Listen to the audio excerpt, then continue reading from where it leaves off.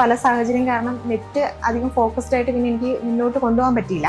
കോളേജിലെ assistant professor ആ ഒരു രീതി പോയി കഴിഞ്ഞാൽ കുറച്ചുകൂടെ ടൈം എടുക്കും. പിന്നെ PhD ആണെങ്കിലും പോവാണെങ്കിലും കുറച്ചുകൂടെ ടൈം എടുക്കും. അങ്ങനെ ഒരു ഇതായപ്പോൾ എനിക്ക് പിന്നെ അത് മുന്നോട്ട് പോകാനായിട്ട് തോന്നിയില്ല. എത്രയും പെട്ടെന്ന് ജോലി മതി.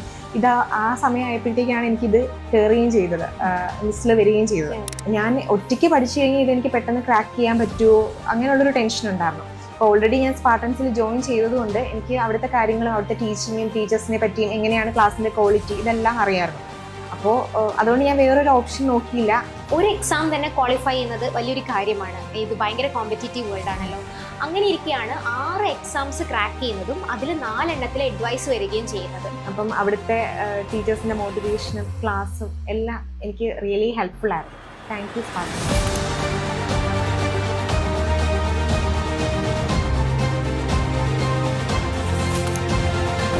സോ അജിസ്, നമുക്ക് ബിഗിനിങ് ഫേസിലോട്ട് പോവാം. അതായത് എങ്ങനെയായിരുന്നു ആ കോളേജ് കാലഘട്ടം? ആ കോളേജ് MBSc MSc ചെയ്യുന്നു, എന്നിട്ട് നമുക്ക് സഡൻ ആയിട്ട് തന്നെ അല്ലെങ്കിൽ പെട്ടെന്ന് തന്നെ ഒരു PSc കോച്ചിങ്ങിലോട്ട് പോവുകയാണ്. എന്തുകൊണ്ടാണ് അങ്ങനെ ചൂസ് ചെയ്യാൻ വേണ്ടി കാരണം? ഞാൻ ഡിഗ്രി ആൻഡ് PG ചെയ്തത് കൊല്ലം ഫാത്തിമ മാതാ നാഷണൽ കോളേജിലാണ്. അപ്പം ഞാൻ ഡിഗ്രിക്ക് പഠിച്ചുകൊണ്ടിരുന്ന സമയത്ത് കോളേജിൽ തന്നെ കയറണം എന്നായിരുന്നു. വിജയ കോളേജിൽ അസിസ്റ്റന്റ് പ്രൊഫസറായി അങ്ങനെ പോകണമെന്നായിരുന്നു എൻ്റെ ആഗ്രഹം ആ ഒരു ടൈമിൽ. പിന്നെ ഞാൻ PGക്ക് പഠിച്ച സമയത്ത് സ്പാർട്ടൻസിൽ ഈ അസിസ്റ്റന്റ് പ്രൊഫസർ ആവണം എന്നൊരു ലക്ഷ്യത്തോടു കൂടി തന്നെ നെറ്റിന് ജോയിൻ ചെയ്തു. പക്ഷെ ഞാൻ പല സാഹചര്യം കാരണം നെറ്റ് അധികം ഫോക്കസ്ഡ് ആയിട്ട് പിന്നെ എനിക്ക് മുന്നോട്ട് കൊണ്ടുപോകാൻ പറ്റിയില്ല. എന്നാലും സ്പാർട്ടൻസ് ജോയിൻ ചെയ്തതിന് ശേഷം അവിടുത്തെ ടീച്ചേഴ്സ് നമ്മളെ കൊണ്ട് ക്വസ്റ്റ്യൻസ് വർക്കൗട്ട് ചെയ്യിപ്പിക്കുന്നുണ്ടായിരുന്നു. ഏറ്റവും ആദ്യം തന്നെ ചെയ്ത കാര്യം പ്രീവിയസ് ഇയർ ക്വസ്റ്റ്യൻസ് തന്നിട്ട് ആ ക്വസ്റ്റ്യൻസ് അനലൈസ് ചെയ്ത് അതെങ്ങനെ നമുക്ക് അതിൻ്റെ സോൾവ് ചെയ്യാം എന്നുള്ളൊരു രീതിയിലോട്ടായിരുന്നു. അപ്പം ക്വസ്റ്റ്യൻസ് അനലൈസ് ചെയ്യുന്നൊരു മെത്തേഡാണ്, അനലൈസ് ചെയ്ത് നമുക്ക് വർക്കൗട്ട് ചെയ്യുന്ന ഒരു രീതിയാണ്. അപ്പോൾ അത് മാത്രമാണ് ഞാൻ ആ ഒരു PG ടൈമിൽ കോമ്പറ്റേറ്റീവ് എക്സാമിന് എന്ന് പറഞ്ഞ് പഠിച്ചിട്ടുള്ള ഒരു കാര്യം അതായിരുന്നു. സ്പാർട്ടൻസിൽ ആ ഒരു കാര്യമായിരുന്നു എനിക്ക് കിട്ടിയത്. പിന്നെ ഈ PG പഠിച്ചുകൊണ്ടിരുന്ന സമയത്ത് തന്നെ ഡിഗ്രി ബേസ്ഡ് ആയിട്ടുള്ള എക്സാംസ്, ഡിഗ്രി ക്വാളിഫിക്കേഷൻ ആയിട്ടുള്ള എക്സാംസ് PG പഠിച്ചുകൊണ്ടിരുന്നപ്പോൾ എഴുതുന്നുണ്ടായിരുന്നു. അപ്പം ഞാൻ ഇതിന് വേണ്ടി ഈ എക്സാമിന് വേണ്ടി അതിൻ്റെ സിലബസ് ഓറിയൻറ്റഡ് ആയിട്ടൊന്നും ഞാൻ പഠിക്കുന്നില്ല. എങ്കിൽ കൂടി നെറ്റിന് ഞാൻ പഠിച്ച കോമ്പറ്റേറ്റീവ് എക്സാമിൻ്റെ രീതിയിൽ ക്വസ്റ്റ്യൻസ് ഒക്കെ പ്രിപ്പയർ ചെയ്തു എന്നുള്ളൊരു ഇത് മാത്രമേ ഉള്ളൂ. അല്ലാതെ സിലബസ് ഫോക്കസ്ഡ് ആയിട്ടൊന്നും ഇരുന്ന് ആ ഒരു ടൈമിൽ ഞാൻ പഠിച്ചിട്ടില്ലായിരുന്നു. അപ്പം ഞാൻ അങ്ങനെ ഡിഗ്രി ബേസ്ഡ് എക്സാംസ് ആ ടൈമിൽ എഴുതി. അത് ലിസ്റ്റിൽ വന്നപ്പോൾ എനിക്കൊരു കോൺഫിഡൻസ് ആയി, സന്തോഷം ഉണ്ടായിരുന്നു. കാരണം ഞാൻ അധികം പ്രിപ്പയർഡ് ആവാതെ ഇതിൻ്റെ കൂടെ തന്നെ ലിസ്റ്റിൽ കയറാൻ പറ്റി എന്നുള്ളൊരു കോൺഫിഡൻസ് ആയി. പിന്നെ PG കഴിഞ്ഞപ്പോഴത്തേക്കും എനിക്ക് എത്രയും പെട്ടെന്നൊരു ജോലി വേണം, അതായിരുന്നു എൻ്റെ ലക്ഷ്യം. അപ്പം പെട്ടെന്ന് ജോലി വേണമെന്നാണ്. അപ്പം ഈ കോളേജിലെ അസിസ്റ്റന്റ് പ്രൊഫസർ ആ ഒരു രീതി പോയി കഴിഞ്ഞാൽ കുറച്ചുകൂടെ ടൈം എടുക്കും. പിന്നെ PhD ആണെങ്കിലും പോവാണെങ്കിലും കുറച്ചുകൂടെ ടൈം എടുക്കും. അങ്ങനെ ഒരു ഇതായപ്പോൾ എനിക്ക് പിന്നെ അത് മുന്നോട്ട് പോകാനായിട്ട് തോന്നിയില്ല. എത്രയും പെട്ടെന്ന് ജോലി മതി. ആ സമയമായപ്പോഴത്തേക്കാണ് എനിക്കിത് കയറുകയും ചെയ്തത്, ലിസ്റ്റിൽ വരികയും ചെയ്തത്. അപ്പം തന്നെ എനിക്ക് തോന്നി എന്തായാലും ഒന്ന് ഫോക്കസ്ഡ് ആയിട്ട് പഠിച്ചു കഴിഞ്ഞാൽ, കുറച്ചൊന്ന് ഇരുന്ന് പഠിച്ചു കഴിഞ്ഞാൽ നല്ല റാങ്കിൽ വരാൻ പറ്റും എന്നുള്ളത് തോന്നി. അപ്പോൾ ആദ്യമേ ഞാൻ സപ്ലിമെൻ്ററി ലിസ്റ്റിലായിരുന്നു ആദ്യം വന്ന ലിസ്റ്റൊക്കെ. പിന്നീട് PGക്ക് ശേഷം ഞാൻ സ്പാർട്ടൻസിൽ ഈ കെമിസ്ട്രി ബേസ്ഡ് ആയിട്ടുള്ള എക്സാംസിന് തന്നെ ഫോക്കസ്ഡ് ആയിട്ട് പഠിച്ചു. എനിക്ക് ആ ഒരു ലെവലിൽ തന്നെ ഞാൻ പഠിച്ച MSc കെമിസ്ട്രി പഠിച്ചിട്ട് പിന്നെ വേറൊരു ജോലിയിലോട്ട് ജനറൽ PSc പഠിച്ച് വേറൊരു ജോലിയിലോട്ട് പോകാനൊന്നും താല്പര്യമില്ലായിരുന്നു. പഠിച്ച അതേ ഫീൽഡിൽ തന്നെ നിൽക്കണമെന്നായിരുന്നു എൻ്റെ ആഗ്രഹം. അപ്പം അതുകൊണ്ട് അത് ഫോക്കസ്ഡ് ആയിട്ട് തന്നെ PG കഴിഞ്ഞ് ഉടനെ തന്നെ ഞാൻ കെമിസ്ട്രി ബേസ്ഡ് എക്സാംസിന് പ്രിപ്പയർ ചെയ്യാൻ തുടങ്ങി. So Ajis, you graduated with a strong foundation. അപ്പം ആ ഒരു നല്ലൊരു ഫൗണ്ടേഷൻ ഉണ്ട്. അപ്പം പെട്ടെന്ന് ഒരു കോളേജ് വിദ്യാർത്ഥിയിൽ നിന്നും ഒരു സീരിയസ് ആസ്പിരൻ്റ് ആയിട്ടുള്ളൊരു മാറ്റമായിരുന്നല്ലോ, ഒരു സഡൻ മാറ്റം. ആ ഒരു മാറ്റം എങ്ങനെയായിരുന്നു? ആ ഒരു ഇനീഷ്യൽ ഫേസ് ഓഫ് പ്രിപ്പറേഷനിൽ എന്തൊക്കെ മാറ്റങ്ങളായിരുന്നു ഉണ്ടായിരുന്നത്?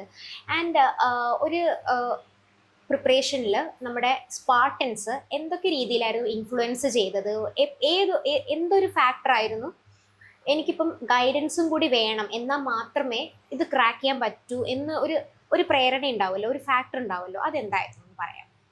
അപ്പം എനിക്ക് പെട്ടെന്ന് തന്നെ ജോലി വേണം എന്നുള്ളൊരു ആഗ്രഹമായിരുന്നു.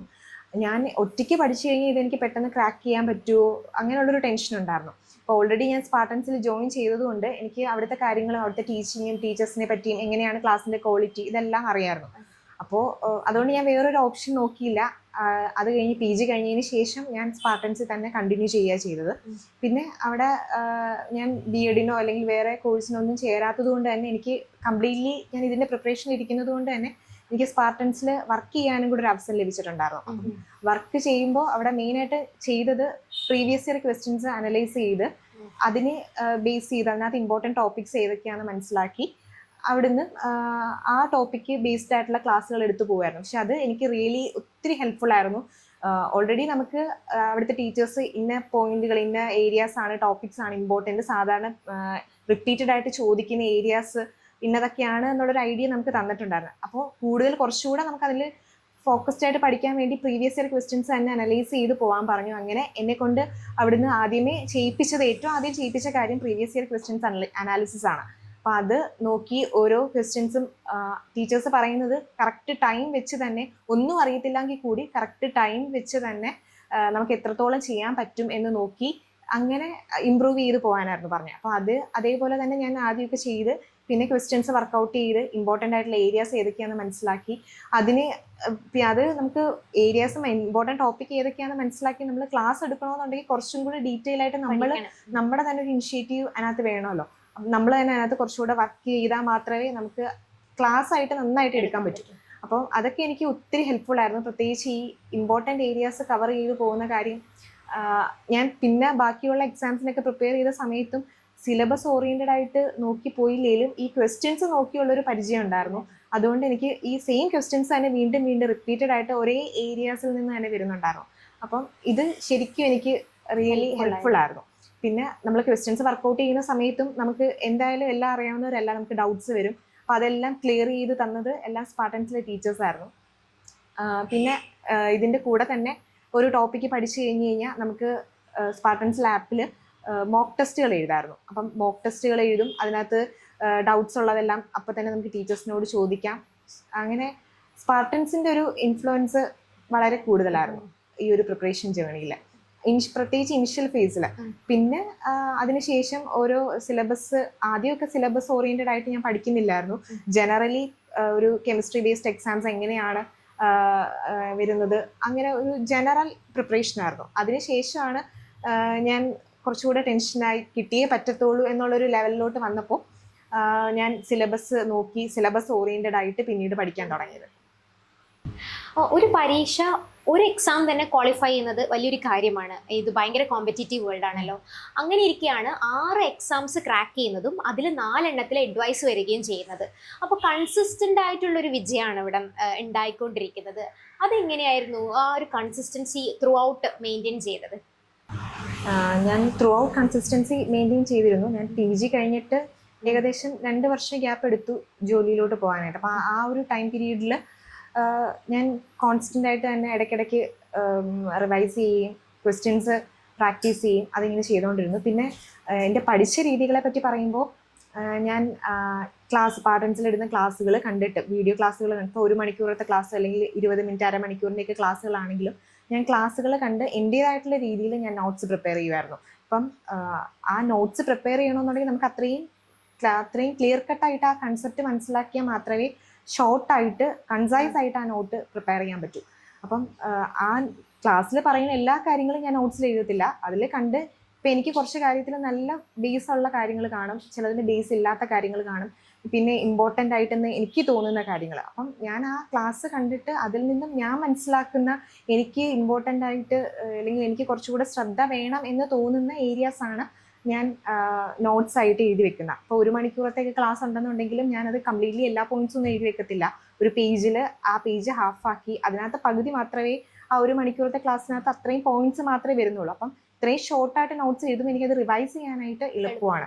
അപ്പം പിന്നീട് ഞാൻ വീണ്ടും ഈ ക്ലാസ്സുകളൊന്നും കാണാറില്ല. ആദ്യം ക്ലാസ് നമ്മൾ കാണുമ്പോൾ അതിനകത്ത് മനസ്സിലായില്ലെന്നുണ്ടെങ്കിൽ വീണ്ടും ഒന്നുകൂടെ ക്ലാസ് കണ്ട് ഡൗട്ട്സ് ഉണ്ടെങ്കിൽ ടീച്ചേഴ്സിനോട് ചോദിച്ച് ക്ലിയർ ആക്കിയിട്ടാണ് ഞാൻ നോട്ട്സ് എഴുതി വെക്കുന്നത്. പിന്നെ ഈ നോട്ട്സ് മാത്രമേ വീണ്ടും റെഫർ ചെയ്യാറുള്ളൂ.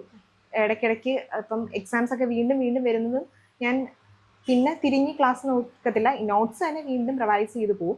പിന്നെ എക്സാംസ് വരുമ്പോൾ ആ ഒരു ടൈം ആകുമ്പോഴത്തേക്ക് ഞാൻ അതിൻ്റെ ക്വസ്റ്റ്യൻസ് പ്രാക്ടീസ് ചെയ്ത് പോവുകയാണ് ചെയ്യുന്നത്. ഇപ്പോൾ അജിസ് അസിസ്റ്റൻറ്റ് സയൻറ്റിസ്റ്റായിട്ട് വർക്ക് ചെയ്യുന്ന ഈ ഒരു സാഹചര്യത്തിൽ ഈ ഒരു ത്രൂ ഔട്ട് ജേർണി ഒന്ന് തിരിഞ്ഞു നോക്കുമ്പോൾ ഫസ്റ്റിലുണ്ടായ കുറേ സ്ട്രഗിൾസ്, എക്സാം പ്രിപ്പറേഷൻ്റെ ഒരു സ്ട്രഗിൾസ്, ഇവിടെയുള്ള സ്പാർട്ടൻസിൽ നിന്ന് കിട്ടിയ ഗൈഡൻസ് ആൻഡ് അറ്റ് ലാസ്റ്റ് കിട്ടിയ ഒരു ഫൈനൽ സക്സസ്, എങ്ങനെയാണ് ഈ ഒരു യാത്രയെ നോക്കിക്കാണുന്നത്? ഇത്രയും എക്സാംസ് ക്ലിയർ ചെയ്ത് ഇപ്പോൾ ഇരിക്കുന്ന ഈ ഒരു പോസ്റ്റിൽ ഇരിക്കാൻ സാധിച്ചതിൽ എനിക്ക് വളരെ സന്തോഷമുണ്ട്.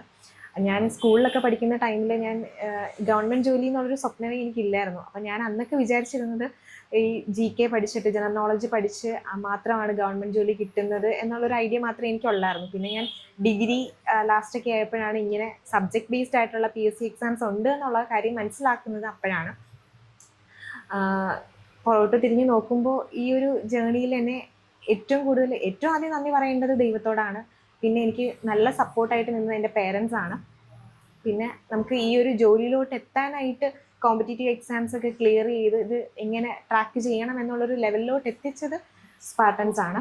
അപ്പം അവിടുത്തെ ടീച്ചേഴ്സിൻ്റെ മോട്ടിവേഷനും ക്ലാസ്സും എല്ലാം എനിക്ക് റിയലി ഹെൽപ്ഫുൾ ആയിരുന്നു. Thank you Spartans. ഇത്രയും വിജയത്തിൽ എത്തി നിൽക്കുന്ന ഈ ഒരു സാഹചര്യത്തിൽ എന്താണ് അജിസിന് ഇനി വരുന്ന ആസ്പിറൻസിനോട് പറയാനുള്ളത്? ഇനി വരുന്ന ഫ്യൂച്ചർ ആസ്പിറൻസിനോട് എനിക്ക് പറയാനുള്ളത്, നമുക്ക് ഏറ്റവും ആദ്യം വേണ്ടത് സ്ട്രോങ് ആയിട്ടുള്ളൊരു ആഗ്രഹമാണ്. അത്രയും ഇൻറ്റൻസ് ആയിട്ടുള്ളൊരു ആഗ്രഹം ഉണ്ടെങ്കിൽ ബാക്കിയെല്ലാം ഓട്ടോമാറ്റിക്കലി നമുക്ക് വന്നോളും. നമ്മുടെ ഹാർഡ് വർക്കിനെക്കാട്ടി ഏറ്റവും ഇമ്പോർട്ടൻറ്റ് സ്മാർട്ട് വർക്കാണ്. പിന്നെ ഡിറ്റർമിനേഷൻ, അതിൽ ഫോക്കസ്ഡ് ആയിട്ട് പഠിക്കാനുള്ള കാര്യങ്ങൾ, ഇതെല്ലാം നമുക്ക് വേണമെങ്കിൽ അത്രയും ഒരു ഇൻറ്റൻസ് ആയിട്ടുള്ള ഒരു ആഗ്രഹം നമുക്ക് വേണം. അപ്പം ഏറ്റവും ആദ്യം വേണ്ട അതാണ്. പിന്നെ ഞാൻ ഇപ്പം പഠിച്ച സമയത്തൊക്കെ ആണെങ്കിലും ആദ്യമൊക്കെ ഞാൻ സിലബസ് ഓറിയൻറ്റഡ് ആയിട്ടല്ല, ജനറലി ഞാൻ പറഞ്ഞല്ലോ പ്രീവിയസ് ഇയർ ക്വസ്റ്റ്യൻസ് നോക്കി അത് ഫോക്കസ് ചെയ്ത് പഠിച്ച് ഇമ്പോർട്ടൻ്റ് ആയിട്ടുള്ള ഏരിയാസ് എല്ലാം പഠിച്ചു പോകുമായിരുന്നു.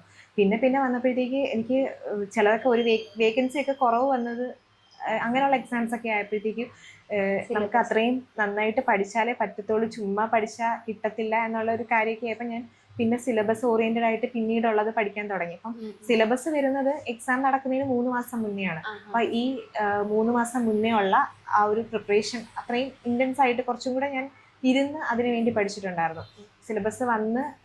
സിലബസ് ഓറിയൻറ്റഡ് ആയിട്ട് ഓരോ ടോപ്പിക്കുകളും കവർ ചെയ്ത് പോകുമായിരുന്നു. അപ്പം ഇന്ന ദിവസം ഞാൻ ഒരു ടൈം ടേബിൾ വെച്ചൊന്നും അല്ലായിരുന്നു പഠിച്ചത്. എനിക്ക് ടൈം ടേബിൾ വെച്ച് പഠിച്ചാൽ അതൊന്നും നടക്കത്തില്ല. ഞാൻ സ്വന്തമായിട്ട് തന്നെ ഇന്ന ടോപ്പിക്ക് ഇന്ന ദിവസം കൊണ്ട് കംപ്ലീറ്റ് ആക്കണം എന്ന് വിചാരിച്ചിട്ട് ആ ഒരു ടോപ്പിക്ക് കംപ്ലീറ്റ് ആക്കി പോകുമായിരുന്നു.